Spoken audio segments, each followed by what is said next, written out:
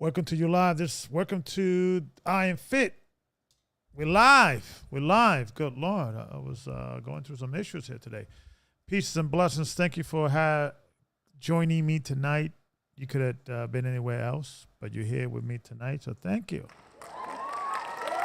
Muchas gracias.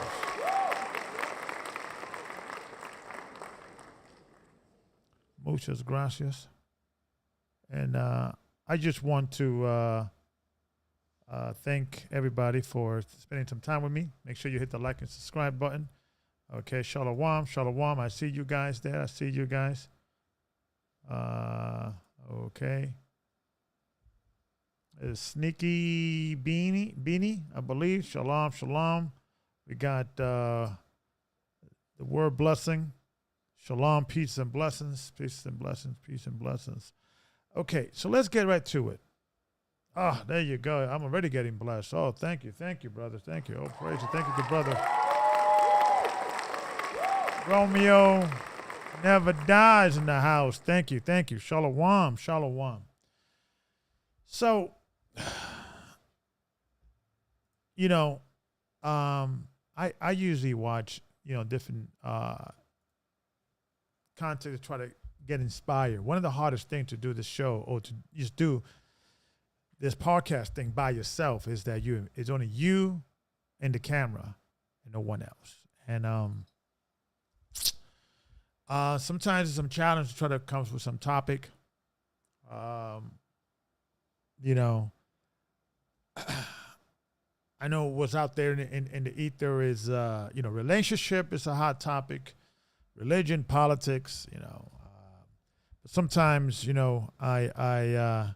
I'm going through a transition, of having other folks. But Thursday, I'm going to be with brother Black Honor Movement. Shout out to him. Okay, he's probably out there.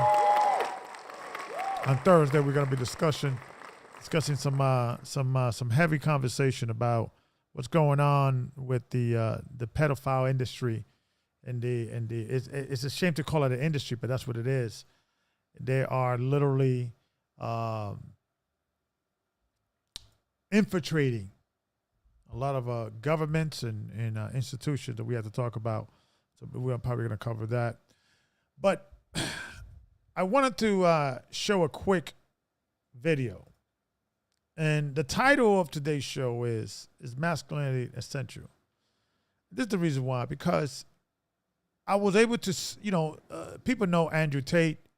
You don't know him, you could check him out. He's a guy that promotes male excellence, male accountability. Men should be masculine, men should be men, and women should be women. And men have their role and women to have their role. So he was on this show, and I was like, wow, is this all part of the plan? Are they demasculating us? Because a demasculating population is a well-controlled population, is an afraid population, is a population that will not rise up and say, hey, no mas, no more. So let's talk about it. Fair use. And, it's an 8-minute video, so I'm going to pause back and forth. But you guys will get the gist of why I felt that this video is an essential conversation in what's going on today. Because I think part of it is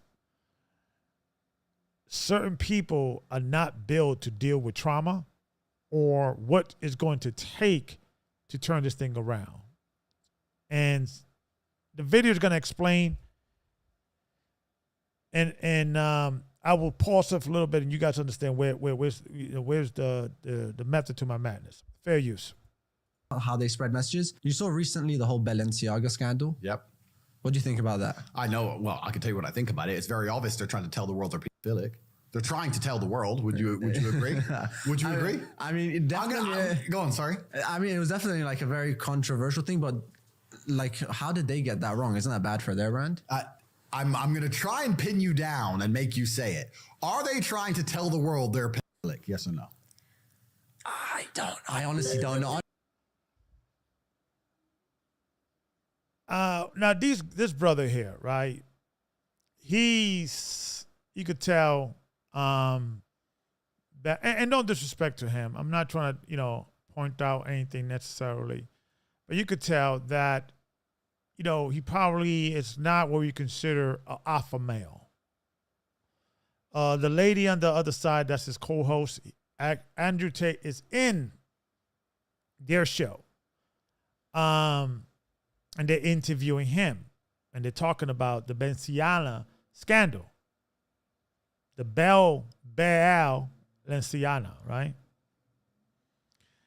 And Andrew Tate, he's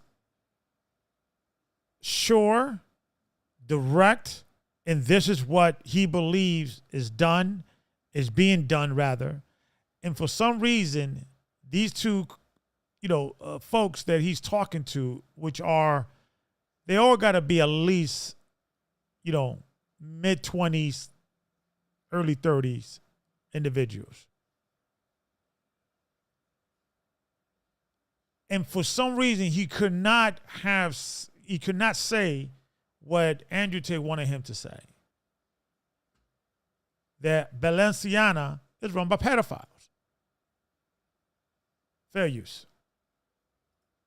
Honestly, I don't know. Why are you scared to say? This is the problem. Everyone's afraid to say it. Definitely that's what it shows. But the thing is, I wasn't sure, this is what I was thinking. Could it be possibly, look, obviously I'm totally against what I saw as well. Okay. But when they were saying that, they didn't see it, because there's different teams handling. Oh, yeah, of course. And sometimes you do realize, we have our own company as well. But sometimes we, just by looking away for a second, sometimes the people just do their own thing. This was not one photo shoot or one advertising campaign that happened to have one thing in it which could be misconstrued. This is every single different advertising campaign across different film shoots by different companies, all having multiple references to pedophilia. So it wasn't a mistake. No. So how could it be a mistake? What's the statistical odds of that being a mistake? It is obviously on purpose.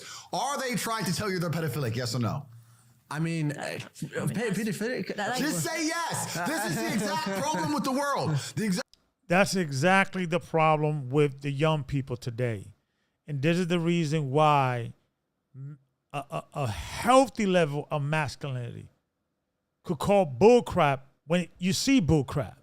When you are a timid individual, when you are someone that have way too many female friends, platonic friends, when you don't have a wolf pack, when you don't hit in the gym at least 3 times a week and taking care of yourself, your mental and your physical state, and you are brave enough to stand up for yourself. Only when you do those things is when you stand up for righteousness. See, being weak or harmless, it's not, you cannot be brave and be harmless, so passive. Why? Because if you're a harmless person, you'll be too afraid to be brave. Because the difference between someone who is brave and someone who is scared is someone who, they both are scared. The only difference is the brave person fights through his fear and say what's right. Fair use. That problem with the world is that people who are sitting here with influence are afraid to have a firm opinion on anything because they're scared of being canceled. Balenciaga just got canceled. They can't come for you. Balenciaga police ain't gonna bust in here. Don't worry, I'm here. If they come in, I'll deal with them. It's fine. I'll take them out. You can say right now that they're trying to tell you they're pedophilic because they are.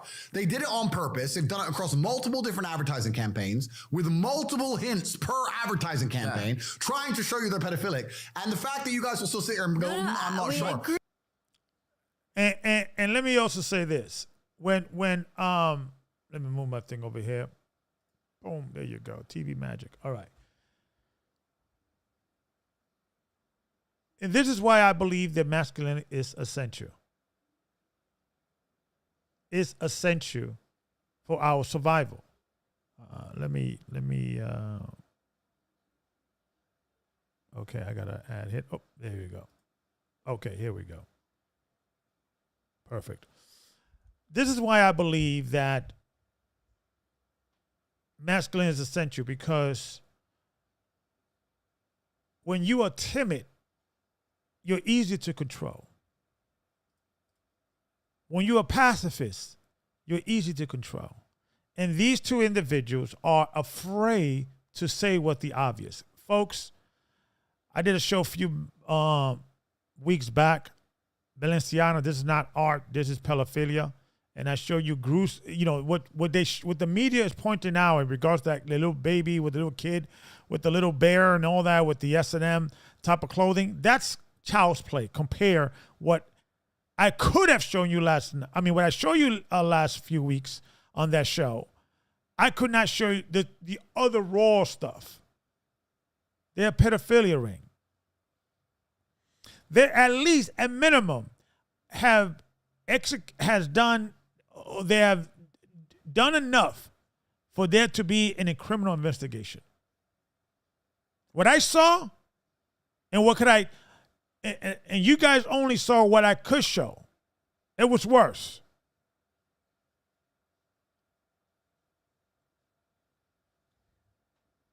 At least there should be an investigation on these bastards. But these two people, I love them, but they're part of the problem. We have to get angry. We have to stop fighting for what is right. We have to start demanding for what is right. Fair use. Agree on that. Is that an agenda? Say they're pedophiles. Say Balenciaga a pedophile. Say it.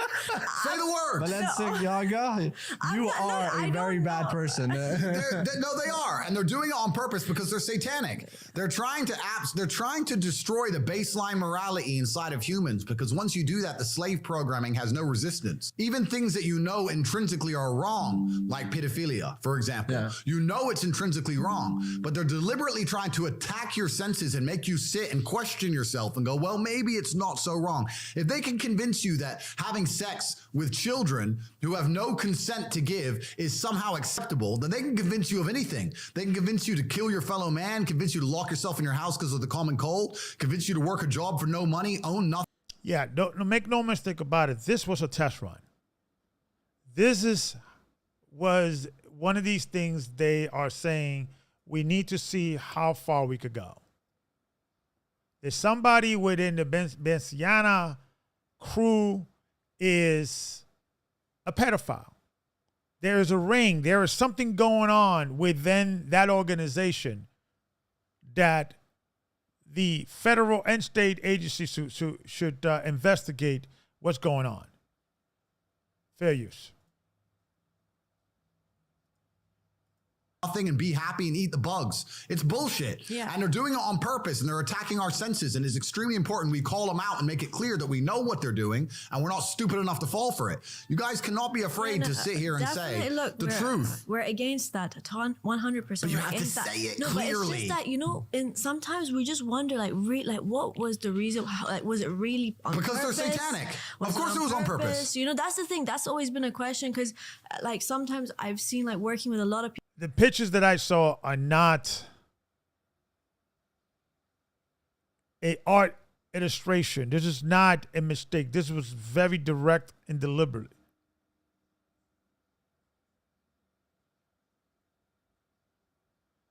I mean, one of the pictures I saw, there was a child. You know, I don't want to even talk about it. It's so disgusting. It's. Just watch the show. You know what I'm talking about.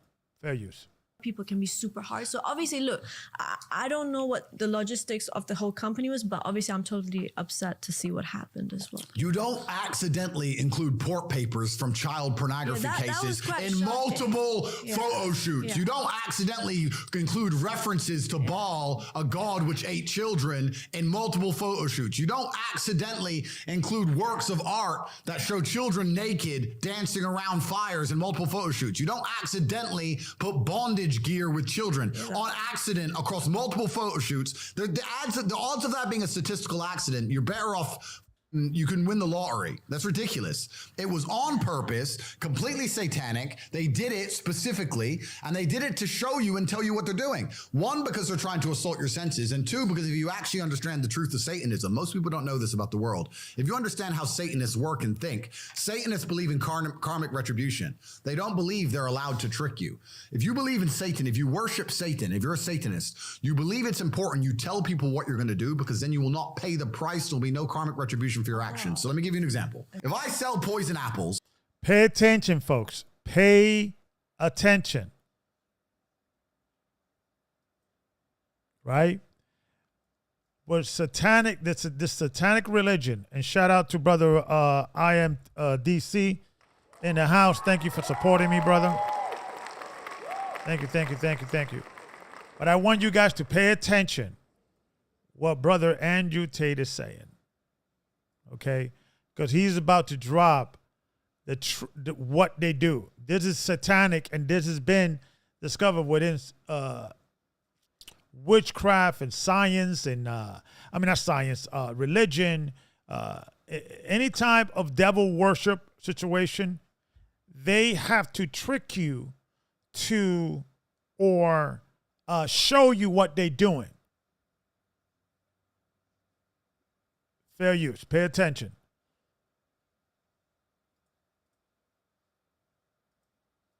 And I put up a sign saying apples, and you buy one, and you die, then you were poisoned. If I sell poison apples and I put up a sign saying poison apples, and then you buy one and you die, you committed suicide. The fact that I told you what it was means I'm not guilty. I didn't murder you. You committed suicide. So when you do bad things, when you do evil things, the Satanist handbook, you can look this up yourself, the satanic religion says you have to make it clear to them what you're doing. And if they don't resist, if they don't stand up against it, then they are complicit. They're agreeing that what's happening is okay. So by telling you they're pedophiles and nobody do anything about it, they could sit there and go, well, everyone knew we're pedophiles. Look, it's obvious we're pedophiles and nobody cares. Which is also why it's so important we call them out.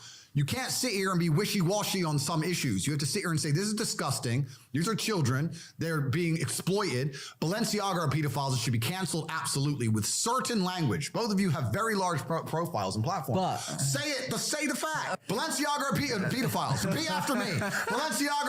Look how nervous they are. Look how nervous they are. So the gym bro in the room is the only one that's willing to tell the truth.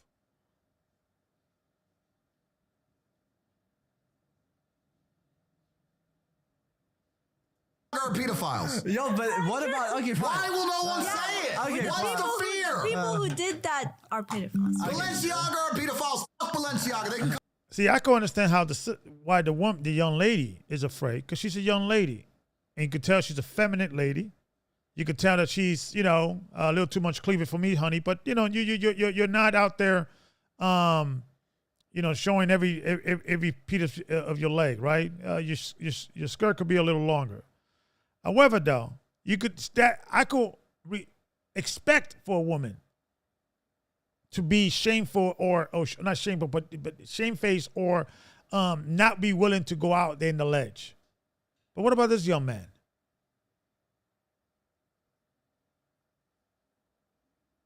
There's enough there for there to be an criminal investigation. FBI, you guys are wasting your time. You've been wasting all these resources and trying to find Donald Trump, connection with Russia, Russiagate. He tried to get impeached twice, lost. Tried to arrest him again after he got convicted. FBI, maybe give the whole Donald Trump a break and maybe look into this pedophilia thing. Maybe there's other evil stuff that you should look out in the world. And remember what Brother Andrew Tate was saying in regards to how the Satanic's Bible, and when you read and how they operate, they got to tell you what they're doing to you. Because that's how, in their religion, they are free from any judgment. Because you allowed it. And I know what I'm about to say is gonna probably kick me out of YouTube. That sounds a lot like the Talmud. And I'm going to leave it there. Fair use. Come in the door right now. There's not a single person who works for Balenciaga couldn't rip their head off their shoulders. Do you believe, in number one, second chances, but also that cancel culture? Because a lot of people said, for example, Andrew Tate is a... First of all, second chances. They haven't been caught. They're telling us what they're doing. Misogynist, he doesn't like this, he agrees with rape. There's no second chances for pedophiles. There's no second chances for Satanists. No, but the thing is, but don't you think, not misunderstanding, but let's say a lot of people... If I know that the main person who did that, then yes, I will literally say you're a pedophile, and I would totally hate that person. They've done it repeatedly across their entire advertising campaign. What more do you want? But the thing is, can I be honest with you? Like, the first time I saw it, I didn't pay attention to it. Like, I saw it. The people that did it, they knew. I saw a teddy bear. Like, I swear down, like, when I saw, I didn't realize yeah, what I was looking at. I'm going to be 100%. I literally just saw a teddy bear with some straps. I was like, what is that? I didn't even know. Like, some people don't know. But the people that did it obviously probably knew. Yeah, they knew. Yeah, but a lot of people don't know. Anyways, moving on. We don't care about Balenciaga right now. This whole cancel culture, obviously you said Balenciaga should be canceled, but do you agree with, like, they should be canceled? This is crimes. Yeah, okay, so this is not cancelled. But do you think they deserve a second chance? This is crime. That's like saying somebody's canceled for murder or rape. This is a crime. Yes. They're committing a crime, and they're elites which see themselves beyond... And that's exactly what I'm talking about. This is not, it was a poor choice of art industry. This is brazen pedophilia art and expression right in our faces, taunting us. We could see one mistake in regards of, like, first of all, why would they have the court papers of making it, a law that was passed, I believe, in 2008. I also covered that on the show. This is not art. This is pedophilia, Balenciaga, right? They had the court paper in multiple places, in multiple shots. So it was not a mistake. It should be a criminal investigation, folks. Fair use. Reprehension. They're elites that see themselves beyond the law. We understand that the Western world is completely corrupt from head to toe. There's private islands where terrible things happen. These private islands are in close leagues with people who are running these fashion brands. This is absolutely disgusting. With children are being exploited, lives are being ruined. Yeah. They're trying to show you, because they worship Satan, what they're doing, and they're trying to tell the world what they're doing so they don't face any repercussion for it. They're also trying to assault your consciousness and destroy your baseline morality to make a slave of you. This is beyond cancel culture. Absolutely. This is not some simple bullshit. This is a big deal. Cancel, and like when you're 100% no, that's what I believe in. Like, so you said obviously this is a controlled thing. The whole, like, whatever industry is controlled, and is that like kind of like I want to get onto the topic of Illuminati. So you have the Matrix. Yeah. Is that different from the Illuminati? Well, Illuminati is a name for it. The Matrix is a name for it. There's a lot of different names for it, but the simple version is there's people with a lot of influence and control, which are interested in controlling. And guys, don't get caught up with these names, Illuminati. They don't mean anything. It's just evil people doing evil things. That's all. It don't create something out of nothing. It's just evil people. Satanic people that just gave themselves to the devil, that now they're ruling and they're in a powerful position. That's all. They're not thinking about the Illuminati. That's sometimes we have to be careful with that, because sometimes it's we get caught up with these names, these fancy names, and that's what they want. The narrative and working with their friends. Okay, this is going to be something I genuinely think about these things. Sure. How do I know Andrew Tate is not part of the Illuminati? You have to look at the things I'm saying. If you believe I'm part of the agenda that's being pushed by the Matrix itself, then that could be argued because I am the most Googled man in the world. I'm super famous. I have massive influence. There's a strict. All right. So there it is. There you have it. So, it's like this, folks.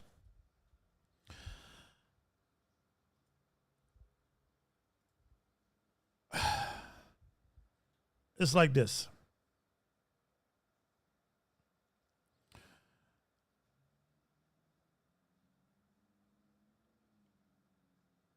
It doesn't take much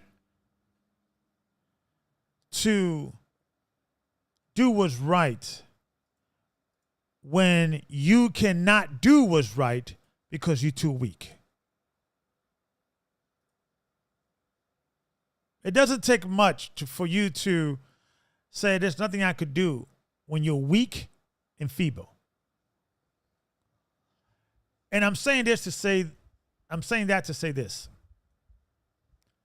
When you are strong, and when you are brave, and when you are a formidable opponent, it takes bravery when you could do something, right? When there's a big door in front of you, a big, humongous cement door, you can't get over it. I can't help you. I'm not strong enough to beat this concrete wall. But there's no bravery there. There's no bravery there because I cannot get to you to help you. However, let's just say that wall, it's not made out of concrete. It's made out of, sheetrock. You could punch through it, throw a table, right? Kick it to help you, right? Then that takes bravery because now I could do something. But if you cannot do anything because you're weak, feeble, and small, that's the big wall there. That's the big concrete wall there. And I wanted to say this, and I wanted to express to you guys that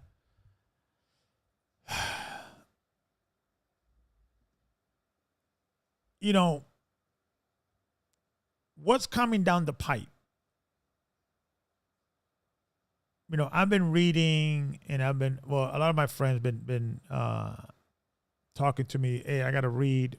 I should look into the World Economic Forum and what they're saying and what they're planning. And, I was like, yeah, I'll look into it. They've been these economic forum has been around since forever, and they always write things or these thinking tanks always saying that this is gonna collapse, or this is gonna this, or this gonna that. And when I read it and I looked into it, I said to myself, okay, all right. If they achieve 50%, if they predict, if 50% of their prediction comes to light, we're in trouble. We are in trouble. And that's why I'm telling you, brothers, do not allow anyone shame you for being a man and understanding that there's certain things that men enjoy to do, but now when we're in this fight or flight scenario, we have to start getting prepared. And don't let anybody second guess you.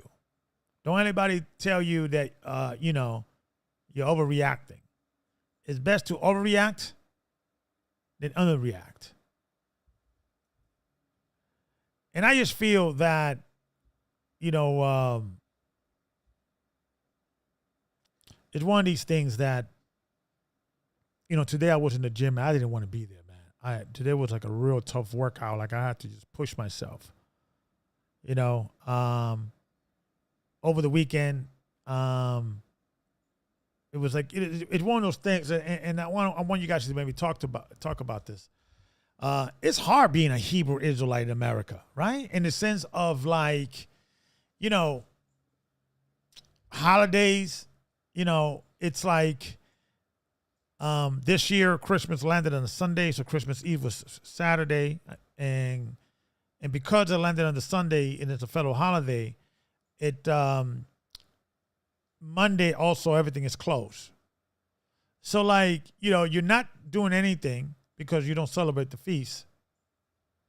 Everybody is like, Merry Christmas, Happy Holidays, Merry Christmas, Merry Christmas. You know, you just say Happy Holidays, man. After a while, we have to start maybe saying, okay,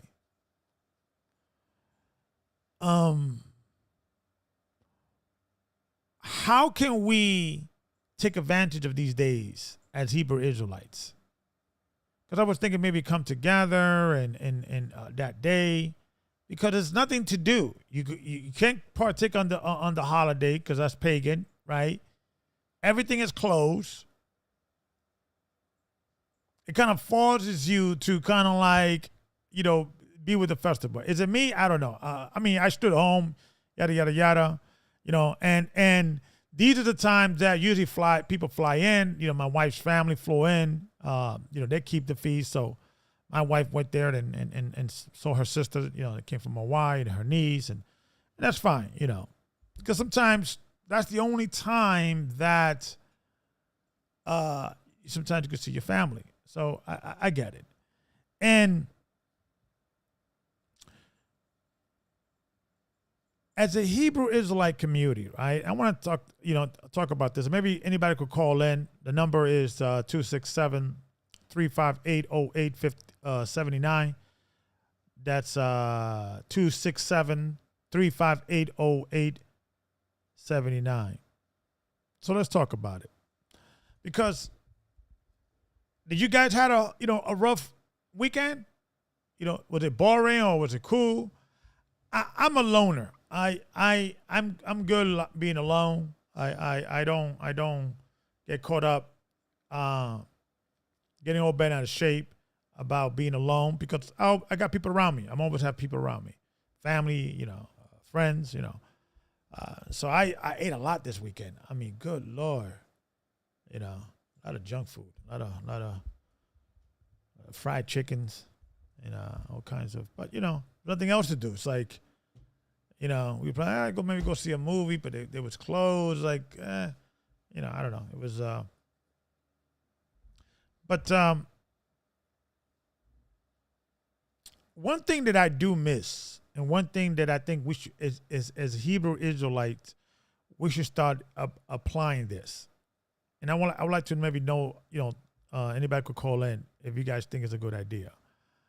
I do miss having feast days that you come together in houses, because it's like, you know, as a Hebrew Israelite, most of the feast days you keep at either the church or everybody comes together, and that's wonderful. But I do miss, you know, the family, the dinner, everybody coming in and all that. And maybe within our culture, we should start doing those things, so therefore we could start inviting our family into those feasts. Does that make sense? Rather than us throwing humongous feasts, you know, but we should kind of do this little feast that, you know, we do, like, you know, Passover, right? We all, you know, people come together, but then we could have a Passover, you know, unleavened bread, because it's 7 days, you know, the last day, you eat unleavened bread for 7 days, but the last day you know, it's a feast. Maybe that will be the one that you come together with your family, you know, or even the church, they could come in each other's home and have, you know, having that feast and so forth, so on. And yeah, I don't know. It's you know, my family, we have an anniversary we try to do every year, July, with my father's birthday, to meet the brothers. And we skipped last year because of COVID. We're probably going to do it again. But it's important, man, for you guys, you know, to have a connection with your family. Sometimes you come from broken families. Sometimes you have to start your own family, you know. Come together with your own wolf pack, you know. but you know, it's something to be said with these feast days. If we could begin to start dealing with inviting families to our home or setting up smaller venues or smaller family gatherings, because I think it's needful. It's needed. You know, it's needed. But you know, America's changing. I mean, this year, just scrolling to social media, you had all kinds of people saying, "Yeah, I'm not celebrating Christmas because it's pagan. I'm not doing this because it's pagan. I'm not doing that because it's pagan." From black people, white people, Chinese people. So, is I don't know how they did this year, Christmas, in regards of the dollars. I don't know how many presents were bought this year versus last year. But it seems like America is changing. Maybe there needs to be a different holiday. Maybe, Christmas has to be replaced by something else. We got a caller. Let's see, we could grab a caller. Okay, put it on home. Let's see if I got him. All right. Area code. Hold on. Shalom. Area code 407. What you got to add to this conversation? This is brother Justin Wood. Brother Justin Wood. How we doing, brother Justin? How we doing? So I'm doing great. So I agree with you, Elder. Yeah. And I agree with you a lot on this topic. And I actually had this conversation with my wife just recently this year. And I sat down with her and I said, listen, I want to start doing these holy days as big as we can. I said, I want to do them like we used to do our old holidays back in the day. I said, I'm not necessarily a member or a part of the Gathering of Christ Church anymore or whatnot. And I've done a lot of the holy days with them, but I have actually done Purim and these other gift-giving, especially the gift-giving holidays with my other family, because they want to give my children gifts. And I won't let them do it on Christmas. I won't let them give Christmas gifts. We have taken a stand against all of these days. Yeah. And so that's the one day that we actually do come together with the rest of my family many times and allow them to give gifts. And they respect they respect the head coverings, they respect the modesty and everything.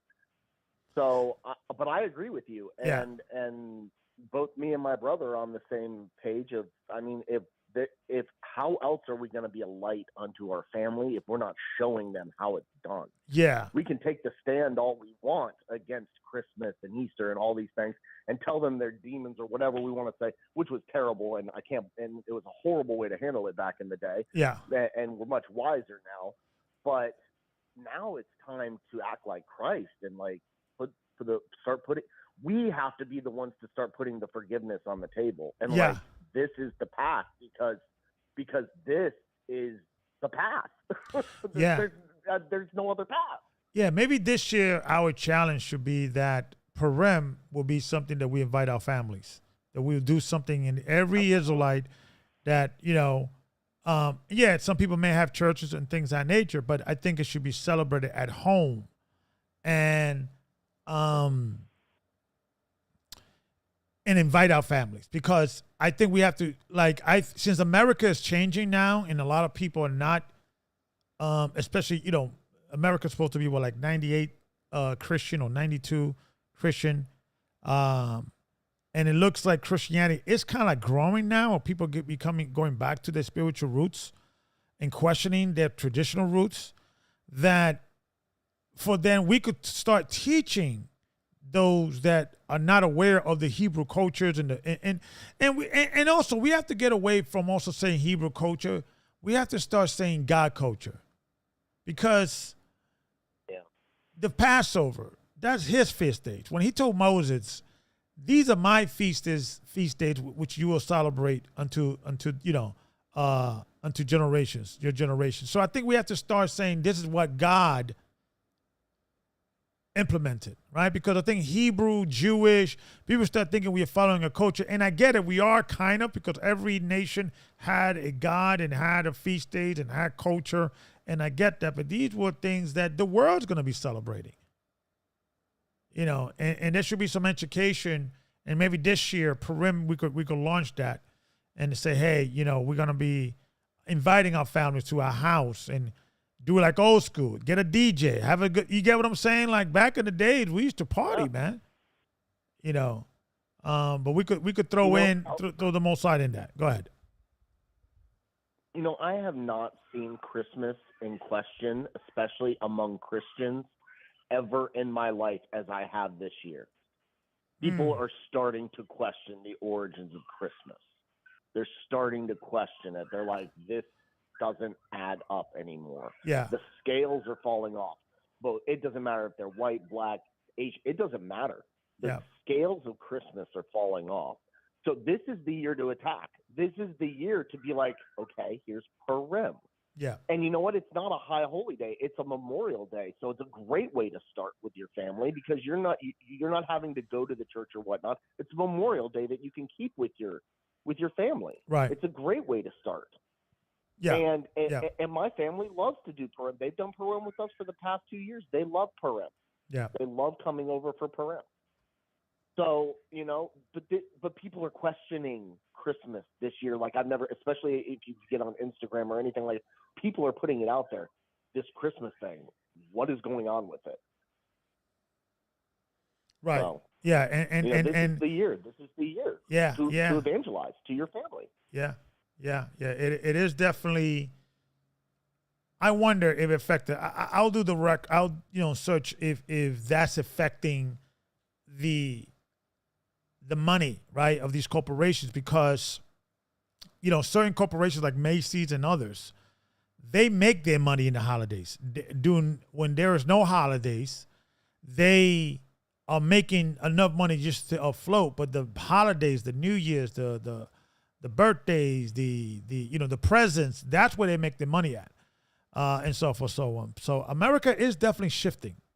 It is definitely shifting to a different scenario. But I want to talk about the topic today. I want to get your point on masculinity. You think in the future it's going to be an essential, just not being timid could save your life, or not take a certain vaccine? Guys, the receipts are out now that they lied about the doing tests, actually doing actual tests on this medicine, this new type of experimental medicine. They lied about the side effects, the worst side effects. I mean, I'm gonna be honest with you. Fauci's not being in jail. I don't understand why he's not in jail. But go ahead. I was blessed to be in a position that I was in, and during this time period, because I worked. I have a production company that does actually work for a lot of holistic doctors. Okay. And one of the doctors that I work for, he had connections all throughout the anti-vaccine movement. So I actually got to sit in rooms with like Del Bigtree and Robert Malone, the creator of the RNA. I've talked to them face to face. Okay. And I've gotten backstage, feedback from them before any of them ever went big with anything that's going on with this vaccine. So I got to hear everything that was going on with the science. And I've been screaming this forever and telling as many people as I can. So I've been up to date on all of that stuff as far as the jab and everything going on with that. So I was blessed to be in that position. But yeah, this is a time of awakening. I mean, as far as like, I've said it before. Which side of the fence are you going to be on? Like, you can't be a timid man anymore. Like this guy that you're showing tonight. This guy is not going to stand up for anything. He's not going to stand for anybody or anything. He is going to fall. Right. So, yeah. Find your Andrew Tate. Yeah. And that's what I'm saying. It's not that we're trying to make fun of people.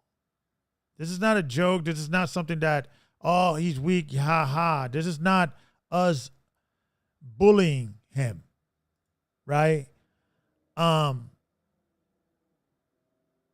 It comes with a certain mindset. And I think sometimes, when you get in certain demographics of people, they think a certain kind of way. Like they don't fester in their mind, or it doesn't fester in their mind that people could be that evil.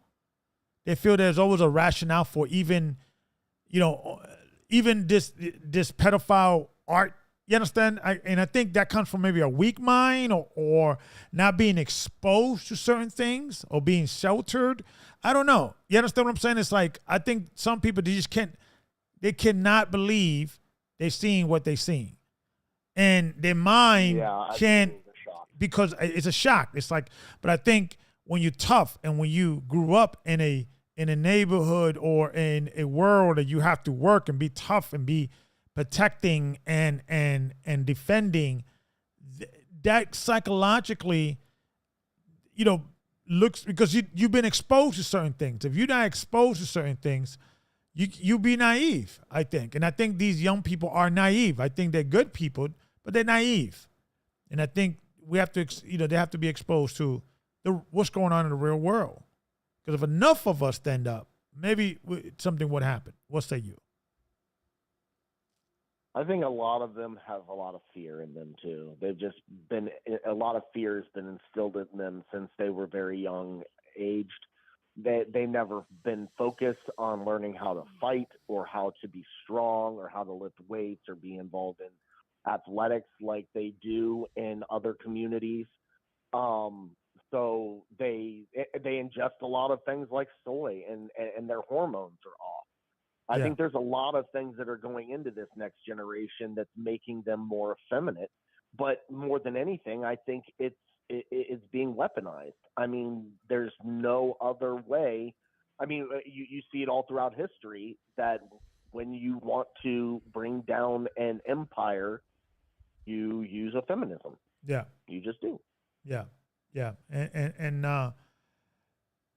it's essential. It's literally essential. I mean, now back in the days, you take your kids to karate school, right? It was for for fun, to give them some form of structure. But now that taking him to boxing, karate school, taking him to the, and teaching him about, I mean, I don't ever remember having a conversation about pedophiles. And I don't even know what is the proper age to discuss that with a child. But I think, there should be a conversation. Is anybody touch you here? You tell me if you understand. It's becoming wild because before the worst was in high school or whatever, in kindergarten or in first grade was the bullies. But now you got to work for the pedophile. I mean, you a few weeks back, I think I showed on the same show, Balenciaga, this is not art, this is pedophilia.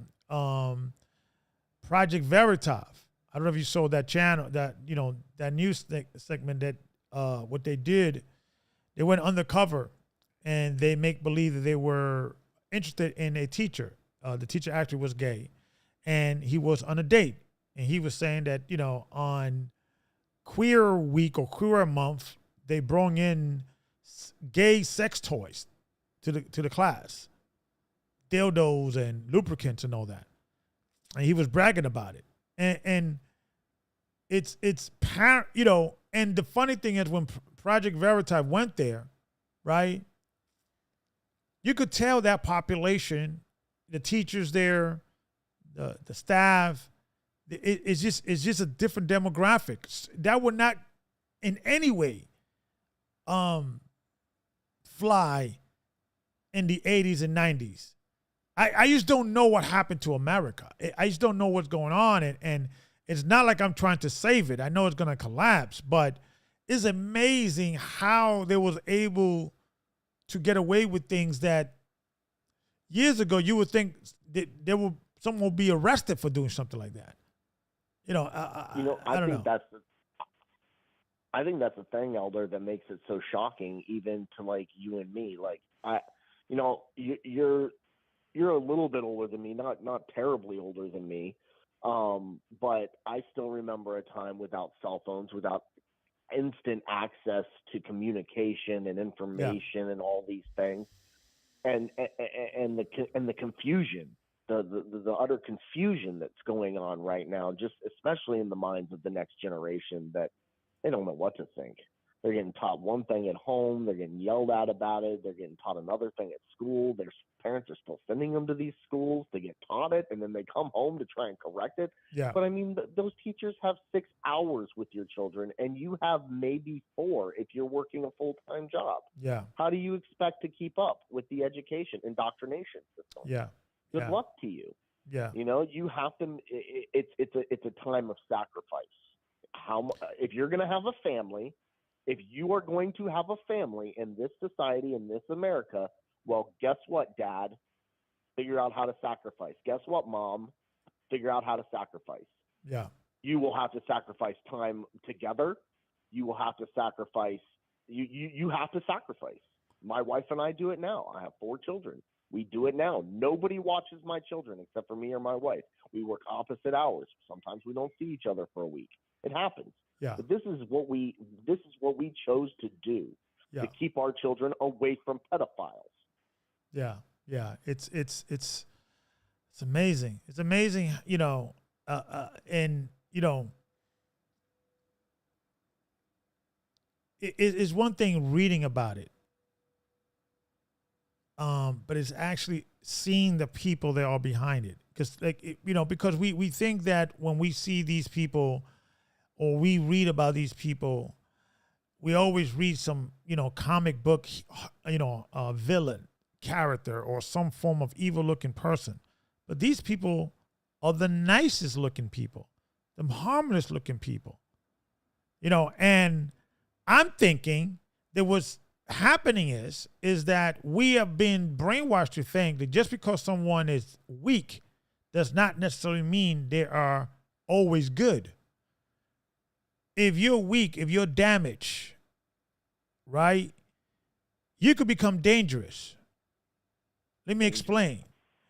It's like all the you can see all the villains of all these comic books, right? There's always someone who was bullied in high school, someone who was, strange, bizarre, out of the normal, antisocial, right? Overbearing mother, or what have you. There's always some scenario like that, right? So and then you'll always become, a character, but, maybe they don't become the character. They stay as that person, but they just go and do evil, looking harmless.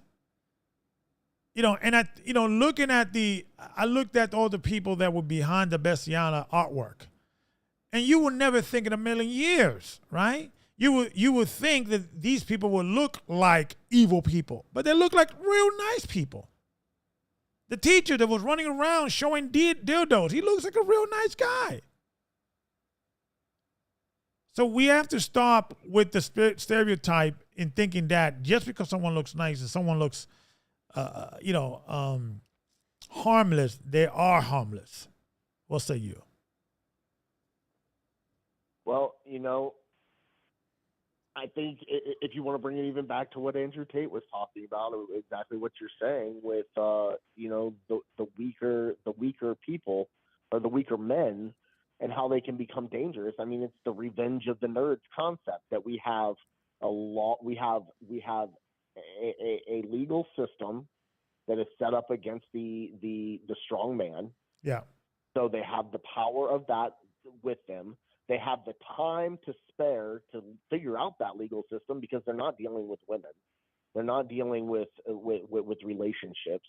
So they have this time on their hands that either they go into video games or something like that and lose themselves, or they go into the legal system and into power positions in order to gain the power that they strive or want. Or they become the supervillain and they cause chaos.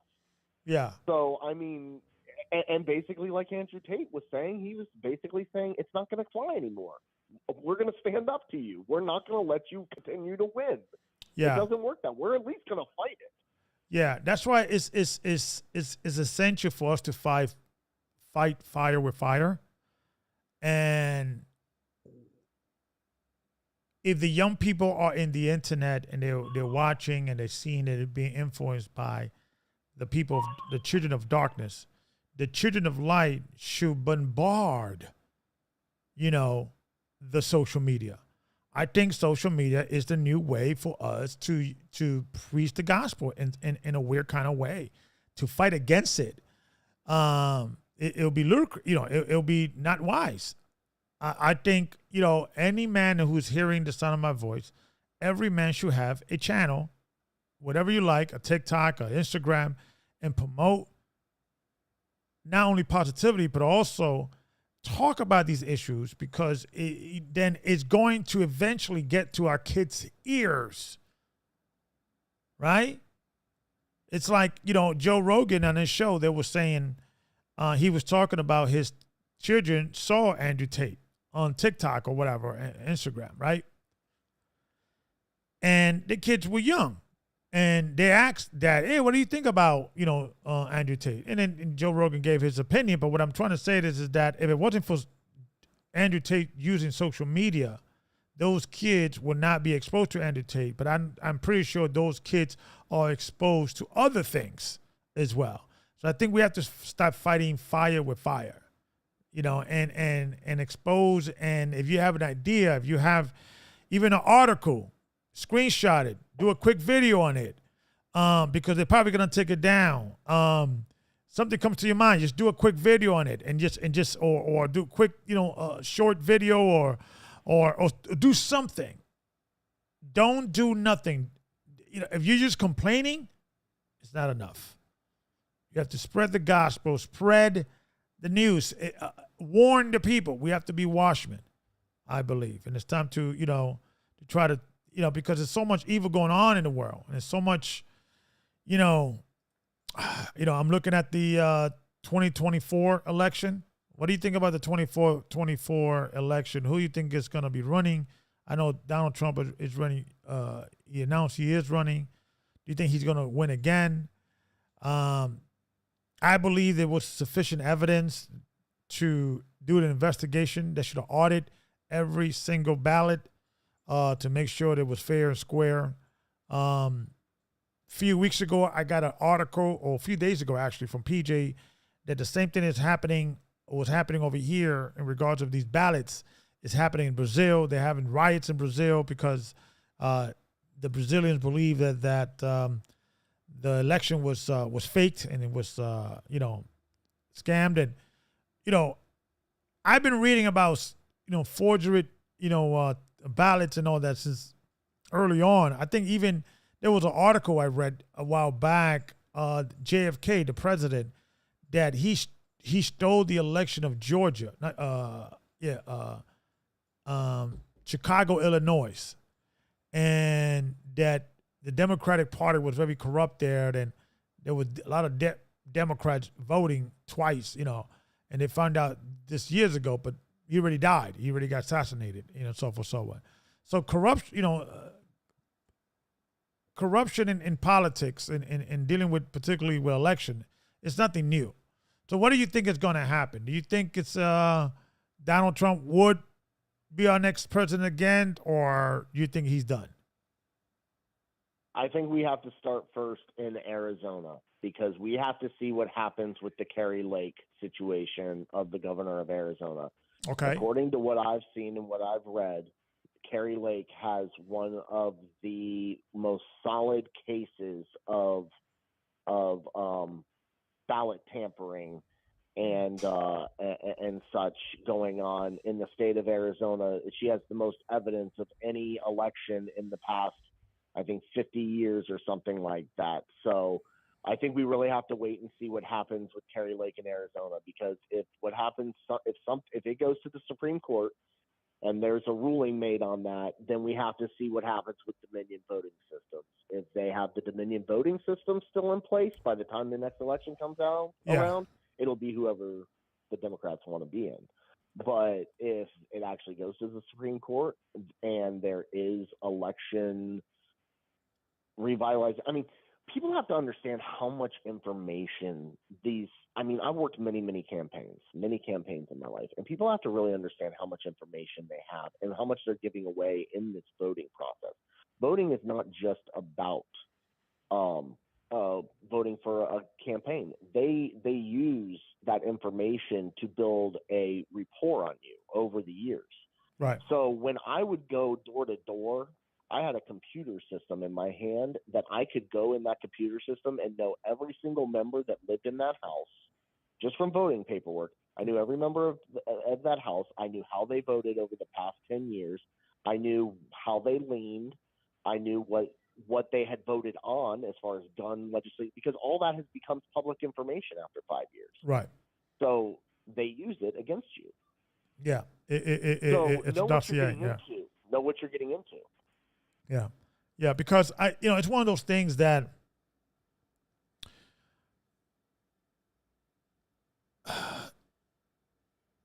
this could probably be the first election that there will be riots all over the place in regard of these ballots, right? Because they're going to be, I was involved in some elections in Brooklyn back in the 90s, and they get violent. I mean, not violent. I would say, well, sometimes, but very intense because both sides want to win. Both sides feel that they're right and they got to win no matter what. And election fraud does go on. And I think if, within the election, if it's some corrupt whistleblower, a whistleblower comes out or some corruption gets exposed to the level of debatable, because, it's like a pattern, even with this vaccine thing, that there were side effects. It wasn't working as they were claiming it was working. You couldn't even talk about that in social media. It used to get banned. Now, everything that the so-called conspiracy theorists was saying about the unreliable outcome of the vaccine, that it didn't work as they claim it was working. A natural immunity is the strongest defense, meaning if you had it before, you're the stronger defense. That's the best scenario, catching it and surviving it, right? That me saying this 2 years ago would have kicked me out of social media. Now that's true. Natural immunity is the strongest defense. The vaccine wasn't as strong as they claim it was saying. They were saying that's actually now a fact. Now I wonder what's going to happen a few years from now when we look back on these elections and say, yeah, this happened, that happened, this happened, and so forth, so on. And what's happening with America is that the more they expose these type of things and no one goes to jail, people are going to start losing faith in the American system. What say you? As far as that, I think people are losing faith in the American system left and right as far as that's concerned. But as far as the vaccine thing, something that's very interesting that's come out, and I mean, you have to still question, why is it still stipulated, like, for government officials to get it, and for children in school to get it now, and go to college, you have to get this RNA inhibitor, which it's not a vaccine, it's an RNA, it's gene therapy, RNA inhibitor. Yeah. But something that's really interesting that's gone on in China recently, if you really want to know if this is an agenda or not, in China, they did not give an RNA vaccine. They gave a regular vaccine in China for COVID. And now they've lifted all of their restrictions, the COVID restrictions in China. And, it's flying through the roof not because really that COVID's at an all-time high, but because everybody's immune system is so far down because they've been so far away from each other for so long. Right. So now sickness is going through the roof and their medical system can't keep up and can't handle it. So now guess what they're begging for? RNA inhibiting vaccines. So now, they avoided it for so long, and now to the point that now the country is actually begging to get these German vaccines in, these German RNA inhibiting vaccines in. Yeah. So, China held it out for so long, and yet now even they are being infiltrated with the RNA inhibitor. Yeah, because it's like one of these things that, the science itself, if people truly understand the vaccine, what it is, it's just basically taking a little portion of the actual virus, injecting it in you with some other chemicals to see how you react to it, or giving you the opportunity to react to it. So then if you get the real thing, you don't affect it. That technology goes back to the understanding of strengthening your immune system. But before you strengthen your immune system, you must have a strong immune system. If you have a weak immune system, right, you're going to get sick. So regardless of whether you got the vaccine or you got the virus, if you have the actual virus, if you have a weak immune system, you're going to get sick both times by two reasons. You're going to get sick by the virus, right? You may die. People die for the common cold. Their immune system gets so low that you could die out of common cold. Or you could die taking the vaccine, not only because you have a low immune system, but not only you getting a dose of the actual vaccine, but you're getting some other chemicals that your body is not strong enough to resist as well. That's why the bottom line is having a strong immune system. They should be focusing on. But I hope this time around they could never get away with something like this ever again. I don't know. Maybe I'm a romantic. Maybe I'm a hopeful romantic. But do you think they could get away with this another version of 2.0 vaccine? Now take the vaccine and you can't get higher because they passed a federal law, at least in New York, that people could get their jobs back and back pay as well. It was illegal.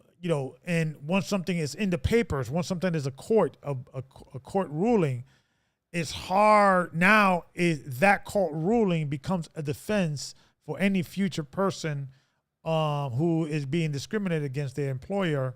So I don't know if they could get away with this. I don't know. What say you? Maybe I'm wrong. What do you think?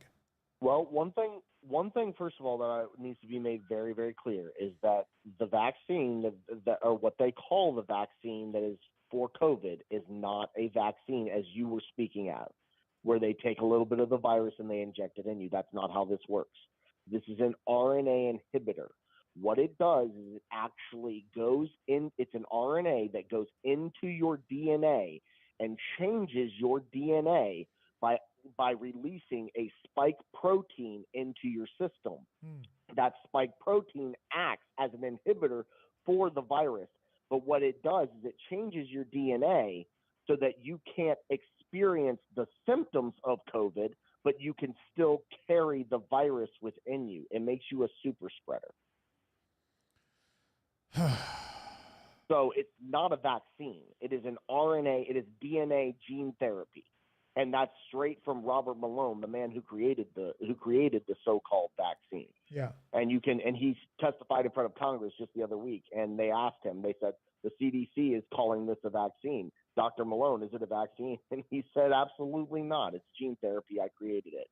And the guy says, well, I'm going to go with the creator of the vaccine and not with the creator of this science and not the CDC on this one. Yeah. So got to understand what it is first. It's not a true vaccine. It's not the old-timey ones that they've been giving, where they inject a little bit into you and they have all the chemicals in it. This is actually gene therapy. Yeah, because it's like, and folks, this is not theory. You can look this up. You're right. The guy who invented the science of the vaccine that they was used this time around, or 2 years ago, what have you. It was not by scientific terms. It was not a vaccine. It was some form of genetic therapy, or what you would call it, gene therapy. That's what did he call it? What exactly did he said it was? He called it gene therapy. Exactly. So your gene is the building blocks of your that's your DNA. That's what makes you who you are. And when you start messing around with that, it clearly, this technology should not have been rushed out, right? If it's a new technology, it takes 3 to 5 years to even get, out in the market. But it should have been careful analyzed before it went out in the public. I think it was a huge mistake. And I don't know if they could find, if they're able to get away with it again. There is no hope for America. There's been too many court cases. There's too many information out there to say, okay, we could do this again because some new virus is out there. We have to, save the people. I hope that this doesn't happen again. But one thing that, whether it is or not, I always recommend people to get their passport, travel, start, looking outside of the country just in case if things hit the fan in the next 2 years. Because I don't know, that 2024 election, I think it's going to be some, I don't know, it's going to be something else. And I hope it goes well. Whoever's the president goes well. Nobody gets killed, no riots. But I don't know. I just feel something's going to happen in that election because it's a lot of stakes. I had Donald Trump. If he gets back, it's going to derail what the Democrat was doing for the last 4 years. Okay, and many people saying that Joe Biden's not going to run again. He claiming he is. Other people say that he's not. They are desperately looking to replace him behind the scenes. I don't know. It's just crazy time in America. But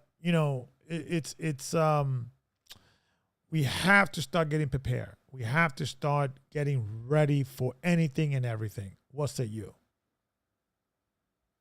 I totally agree with that. I don't turn a blind eye on Governor DeSantis either. His name even means the sanctified one. He's the sanctified one. He's the one that I think they're more leaning towards.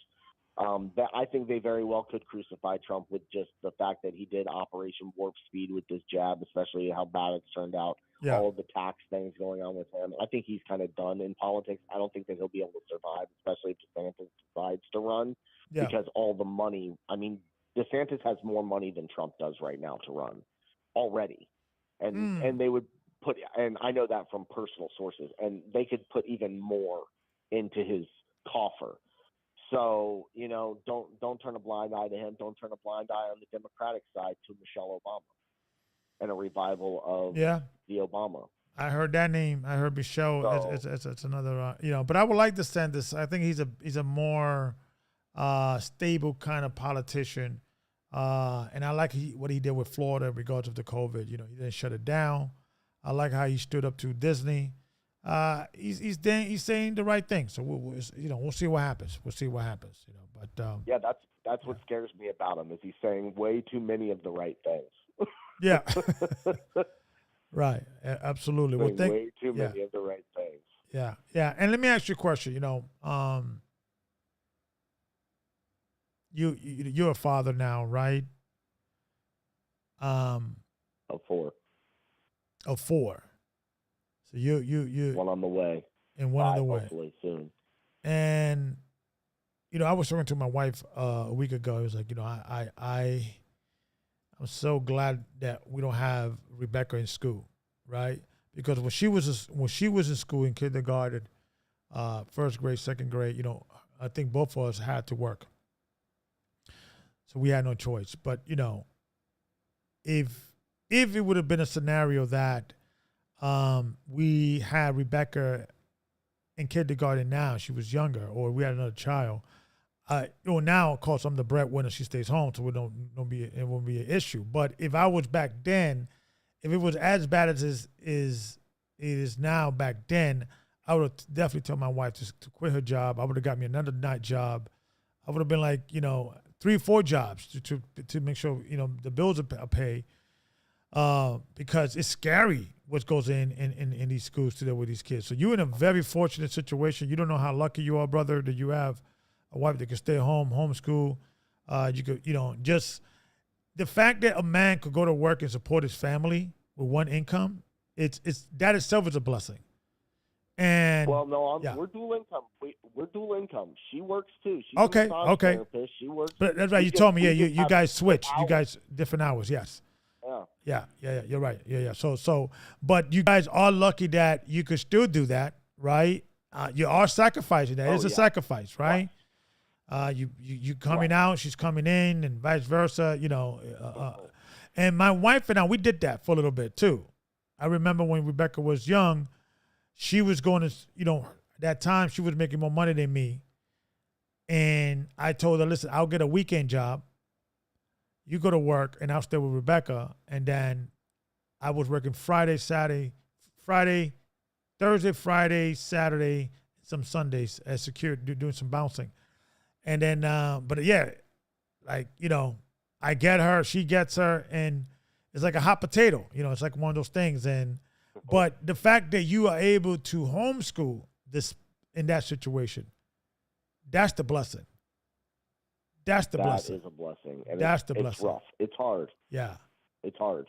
Yeah, that's the blessing. Trying to teach a child how to read and do all that and back and forth, it's difficult at times. Yeah. Yeah. And you know what? We've had many different work situations. First, I own my own business. It's a detailing company. And I sent my wife to school to learn the skill of massage therapy. And then I wanted to start another business, my production company. And so I took a break from my detailing business, and she took more over the breadwinning. Yeah. And now I decided that I wanted to go back to school and go into the health industry. So I'm going to massage school in order that we can start opening up our own massage places together as a team. And this is all based on, honestly, stuff I've learned from just listening to you and just over the years. And I give thanks to you. And all truth and honesty, this is why I tell brothers to listen to you, is because it's like this man has wisdom and knowledge to help you in these times. He's been through these things, obviously, before. And if you listen to these things, the men going God's way, if you actually adhere them in your lives, you will start to make the changes you need to get on the right track. So I'm now back in school. Hopefully I'll be able to go to chiropractic school after that. And then hopefully I'll be able to have all these spas all over, hopefully the world or wherever, in which my wife doesn't have to ever she can only massage me the rest of my life. Yeah. Yeah. And you're right. It's that's what I tell young people, when you get started, it's out for the races. When me and my wife, we started, we lived in a little apartment, a little shoebox, and we just kept building and building and building. And that's what makes a couple stronger, when you build together. And I always try to tell sisters these days, I know in the Bible says the man is the provider, or that's it's assumed, and so forth, so on. But in today's day, it's like, okay, women should come into a relationship, say, okay, I got to put in this work, and be not only putting in this work and making sure the house is clean and the food and all that, but I should go to. I always tell sister, if you're gonna go to school a skill that is going to help your family, not your career. Let me say that again. A skill that's going to help your family financially, not your career. Because as a wife, right, if you go to school and you learn a trade or something that you could do at home, you could earn a living while you're at home while your husband's at work. And that's how women have to start thinking now. You have to build together, and then later on, you could see the fruit of your bearings, the fruit of your success, because you worked hard. Those days of, the man's going to be working, I'll stay home and just take care of the kids. Women, those days are gone. It's most jobs, relationship, they get started, in the early 20s, late 20s, so forth, so on.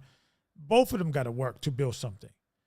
Because right now a man cannot support his family by himself like in the 50s. A guy used to be the milkman, the truck driver, the worked in the store, he could support his family just with one income. Those days are over. And they did that deliberately because they wanted our children in their schools. There's tons of books on this. They wanted to raise the cost of living, so then you have to have two incomes. And so they promoting feminism, they promoting women going to work and yada yada yada. All that's good, but it was a plan behind that, sisters. And that plan is to take you out of your royal, your element, and put you in a different element. And your element is to build your family. And I'm not talking about women should not work. They should work to bring in money for their family, not to be a scenario that they are away from their family. And there's a skill to that. And sometimes, women need to understand, okay, how can I be a mother, a full-time wife, and also have a side business or endeavor that I'm doing outside of what my husband is bringing in. And that's the power of women need to start diving into. And not just going and filing an application and working for another man. And especially now, you got so much resources now with social media that women could utilize that to start businesses, different things in nature, and network. And it's hard. You got to put in that work, but it's possible. But I know you doing it, brother. I know you and your wife are. I know the wife is an artist. I know I saw some artwork. I know you're a hard worker. You and your brother. So, and you're that example that I want to promote. And showing that it's not about you beating your chest every 5 minutes in the household. It's about you having a partner, a team, right? And then every team has a leader. Every team has a follower. But you're a team, and that's important to show. And out there in the ether, because it's like, we don't want people to think that this, masculinity is about being a macho man. We could be sensitive. Oh. We could tap into that energy as well, but we have to also understand that what's coming down the pipe, we have to be vigilant. We have to be protectors. We have to be thinking 2-3 steps ahead against towards our enemy. And because it's like one of those things that, hey, being a man being a thinking man is a man who survives, who's strategizing, who's constantly thinking, what is the worst case scenario if this happens? Okay, if I'm prepared for that, and so forth, so on.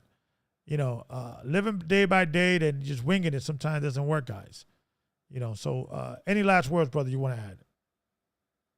Nope, just that method works. The method that you just spoke works. Follow it. Be the partnership. Work it out. Make the sacrifices. It's time. Do it. If you don't do it for your family, or do it for the Most High. Find a reason to get it done, and stop the excuses. Seriously, stop the excuses, because our lives are not that hard. We don't have to farm for food or anything like that. We have to fight the poisons and all these things, yes, but our lives are not that difficult. We have tons of technologies and all this stuff. So let's just prioritize correctly, as you're talking about. Order. Bring the order back, and all will be okay. Well, thank you, brother, for supporting the show. You always support. Absolutely. Shalom to your family and your brother and everybody in Florida. Peace and blessings. Shalom. Shalom. There it is, brother. Florida, bringing wisdom. Justin bringing understanding and wisdom. So, folks, it's like this, man. It's like, if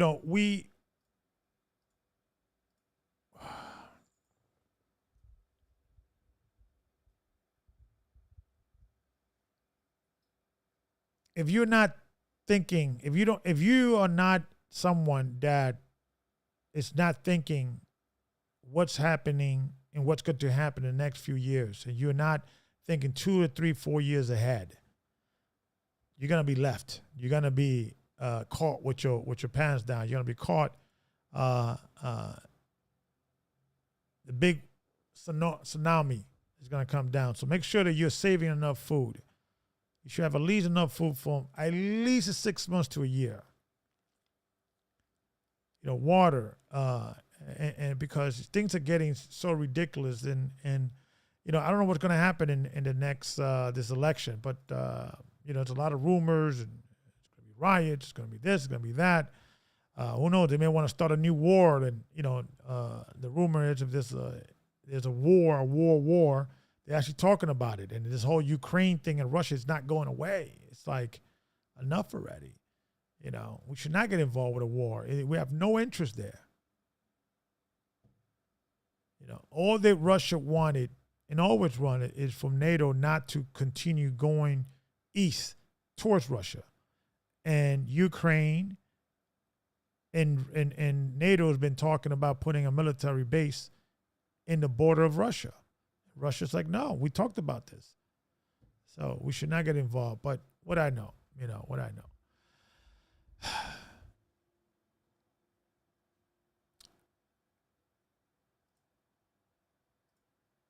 And I want to play this video. This is Andrew Tate. He is a master chess player. If you guys didn't see this video yet, I want you guys to vote. Who do you think is going to win? Andrew Tate or what's his brother's name? This young man, Piers Morgan. There you go. Piers Morgan. Who do you think is going to win? Andrew Tate or Piers Morgan? Fair use. Can hold my own as my school chess champion. And with 5 minutes left on the program, we're going to have a game of speed chess. Winner takes all. All right, well, you're white. Off you go. Off we go. 5 minutes. Go. That's racist, Piers. Cancel Piers Morgan. Are you good, Piers? Well, are you going to destroy me? Clearly from this opening, better than you.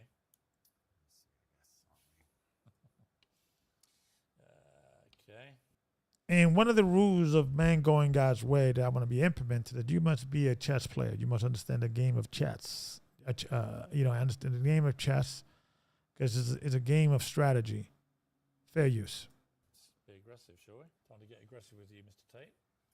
Show you a bit of toxic chess masculinity. Well, the world's been pretty aggressive with me lately, Piers, so I'm used to it. It's fine. How long we got? Why do you think the Queen... 3:45. Why do you think the Queen gets to jump across the board and the King doesn't? Because it's sexist. The game of chess is sexist, but perhaps it reflects life, Piers. Haven't you ever thought that when you look at a yacht in Dubai... You're running out of time. Stop stalling. I know what you're doing. I'll just take your queen. Oh, God! I'll just take your queen. Damn it. I was trying to give you a little speech there. You didn't want to listen to it. No, I was trying to tell you when you see a yacht in Dubai, the girl just gets an Instagram invite, gets to jump right on board. She gets to run across the board and do whatever she wants, but the man has to get there a square at a time. The man had to buy that yacht. They got 3 minutes and 19 seconds. The bet is that Andrew Tate could beat him before 5 minutes is out. Who do you think is going to win? Piers Morgan or Andrew Tate? That's the difference between being a man and being a woman. That's why the Queen gets to know move how what? she does. A chivalrous man just always lets ladies go first. Life and chess That's reflect. why I let you go first. Life and chess reflect, Piers. You can take my knight if you want. Okay. You don't want it? Why don't you want my knight? Because I'm playing a long game. Oh, okay. Thought you'd want it. I'm going to leave it there in case you take it anyway. Okay. I'm going to go... Because I know what you want me to do. I'm not going to do it. Actually, I will do it now. Okay, good. Check.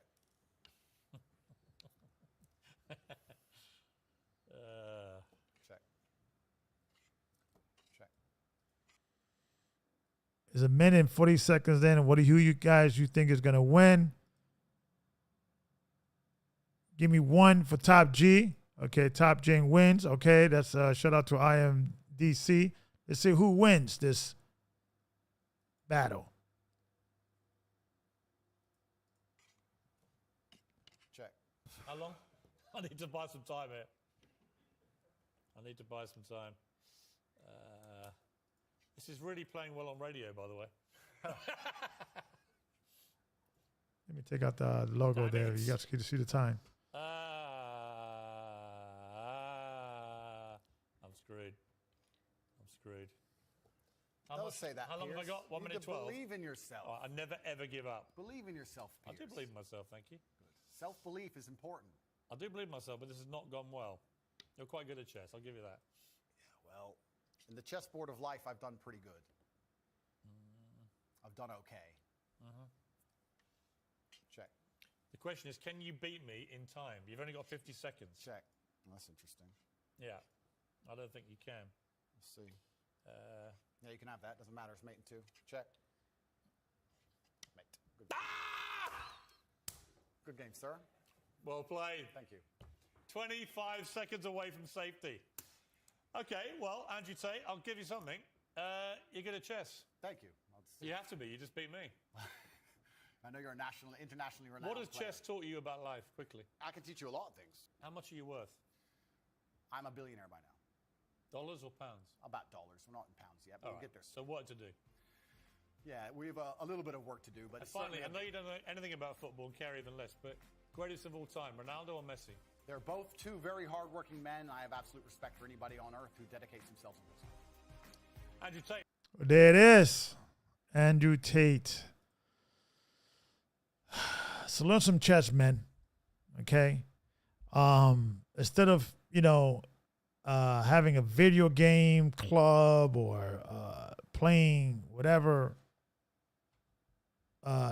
you play. I have a video game thing that we play once in a while. I haven't played for like 6 months. But I think every man should be part of a chess club, my personal opinion. Okay, every man should be part of a chess club because chess, it teaches you discipline, it teaches you strategy, it teaches you, how to think. So every man should have a chessboard in the house and use it. Until next time, peace and blessings. And may the Most High keep you and watch you. Shalom.